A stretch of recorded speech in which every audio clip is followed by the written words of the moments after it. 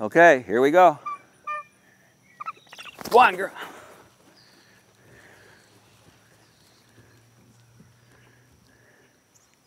Probably gonna go up into a tree. Oh boy, going close to the nest there.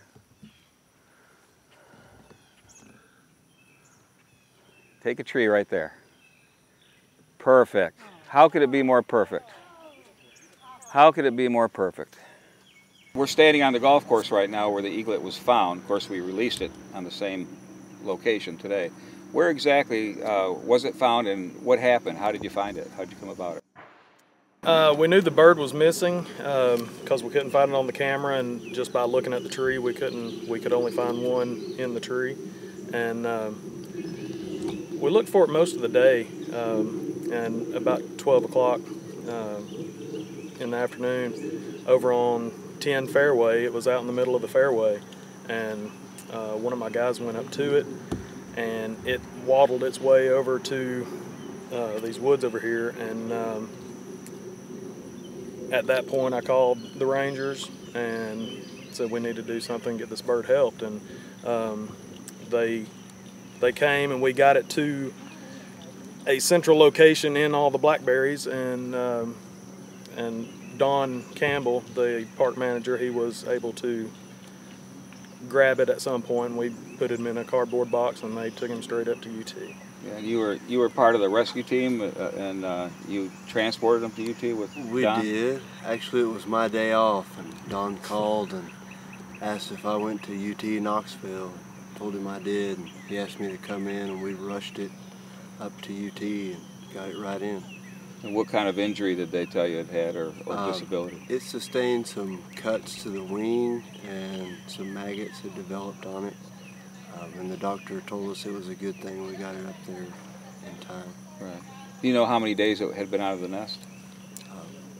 Just the one that we know of. It was in the nest the day before, and that morning nobody had seen it from us looking at the webcam, and also the moderators that are on the Ustream site.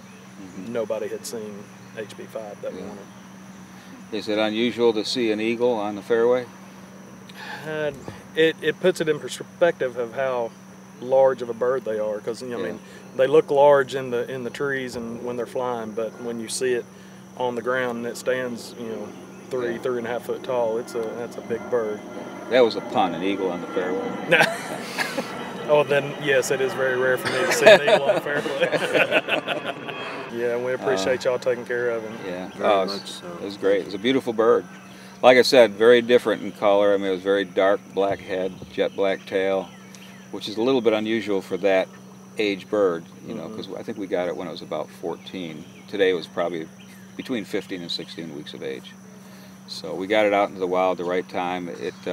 Actually, this is a good age for them to be forced to learn how to hunt. And if they miss that window, it can be more of a disability if it had taken weeks to rehab it. So this is Hannah Carter, and she's the one that actually named the parent eagles that the people watch on this Eagle Cam, the parents of the baby that we rescued and released today. So you want to tell us how you named, why you came up with those names? I had a movie that I liked when I was little, and the main characters were named Elliot and Eloise. So. Okay, Elliot? Elliot and Eloise. Eloise. So. Elliot and Eloise. Yeah. So it's been fun watching them, huh? And to be a part of naming them, so all these people around the world get to hear that name all the time. You're kind of a celebrity in a little ways, right? Because you named the birds, right? I guess. There you are. Oh, I'm so happy. Very feisty bird you are. And she's got good abilities to escape, too. Yeah. Okay, this is HB5, who blew from the nest, I guess about 100 yards from here. And we're going to put him back into the wild today. His parents are standing by and his sibling is standing by. We've seen him this morning perched on the nest and surrounding trees. And he didn't really have any broken bones when he fell from the nest, but he had some maggots, and it looked like he had kind of hurt his wing a little bit, but he's been flying real well in a flight cage for the past 5 days. So we're pretty confident. And whenever we've tried to catch him up, he's played every trick in the book to get away from us. He's definitely not a bird that's going to sit around and wait for a human to pick him up. He's got a lot of fight in him. And I say he, it could be a female, but I guess now that we have a band on it, if it ever comes back to the area, we'll know, maybe in about 4 or 5 years. So, now also, many of you know that we most recently had a great senator that passed away, Howard Baker, Republican senator from Tennessee. And he was once the minority leader of the Senate, then he became the House Majority Leader, and then he became the White House Chief of Staff under President Reagan, and then he was our ambassador to Japan. And he was a big fan of eagles, a big fan of wildlife. In fact, his hobby was wildlife photography, and he loved eagles. And so I thought it might be fitting if we maybe name this eagle in honor of Senator Howard Baker, since he passed 3 days ago. And he did a lot of great things for our country.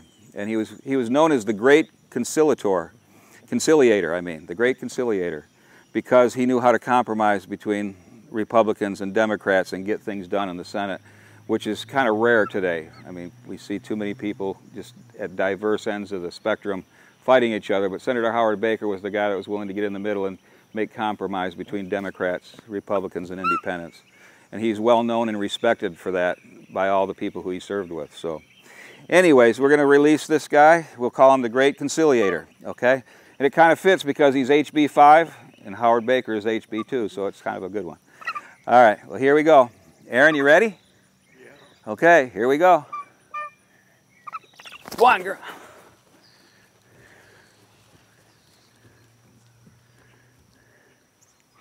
Probably going to go up into a tree. Oh boy, going close to the nest there.